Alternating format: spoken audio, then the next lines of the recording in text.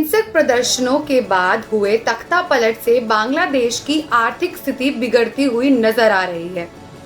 बांग्लादेश अंतरिम सरकार में सलाहकार मोहम्मद फौजुल खान ने ढाका में वर्ल्ड बैंक के कंट्री डायरेक्टर से हुई बैठक में $1 बिलियन की मदद मांगी है। भारत के दो प्रमुख पड़ोसियों की हालत एक जैसी होती नजर आ रही है। पाकिस्तान पहले ही वर्ल्ड बैंक से मदद की उम्मीद लगाए बैठा है कि कैसे भी करके IMF या वर्ल्ड बैंक उसे कुछ कर्जा दे दे। अब हाल ही समय में सत्ता परिवर्तन देखने वाला बांग्लादेश भी उसी लाइन में खड़ा हुआ नजर आ रहा है।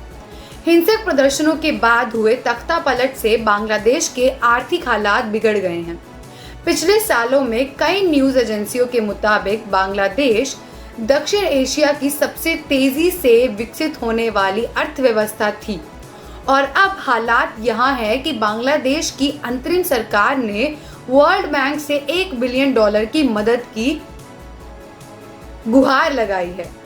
बांग्लादेश सरकार में सलाहकार फौजुल कबीर खान ने बुधवार को वर्ल्ड बैंक के बांग्लादेश और भूटान के निदेशक अब्दुल्लाह शेख के साथ हुए मीटिंग में $1 बिलियन की मदद देने की गुहार लगाई है।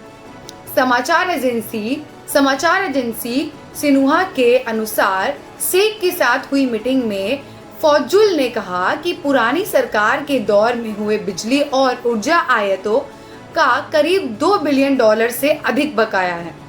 अंतरिम सरकार पर सबसे पहले उस कर्जे को चुकाने का दबाव है।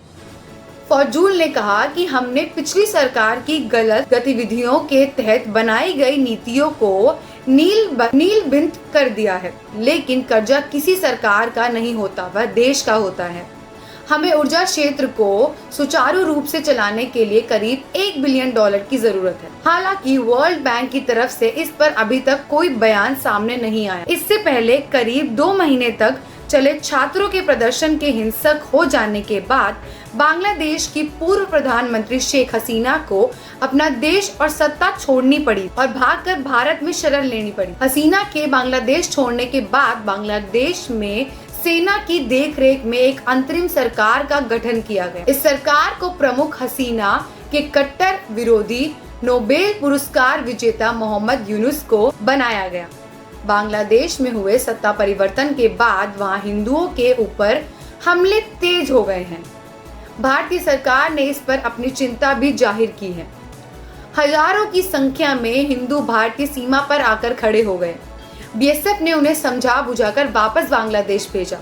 बांग्लादेश से हसीना के बाहर हो जाने के बाद उनकी प्रमुख राजनीतिक प्रतिनिधि खालिदा जिया के जेल से बाहर निकाल लिया गया और हसीना के ऊपर लगातार नए केस दायर होते रहे। हाल में सामने आए एक रिपोर्ट के मुताबिक हसीना के ऊपर अभी तक कुल मिलाकर 31 केस दर्ज हो चुके हैं। खालिदा जिया के पार्टी BNP ने भारत सरकार से अपील की है कि वह शेख हसीना को अच्छे पड़ोसी होने के नाते बांग्लादेश को प्रतिबद्ध कर दें, जिससे बांग्लादेश में उनके खिलाफ मुकदमे चलाए जा सके और उन्हें सजा दी जा सके। धन्यवाद।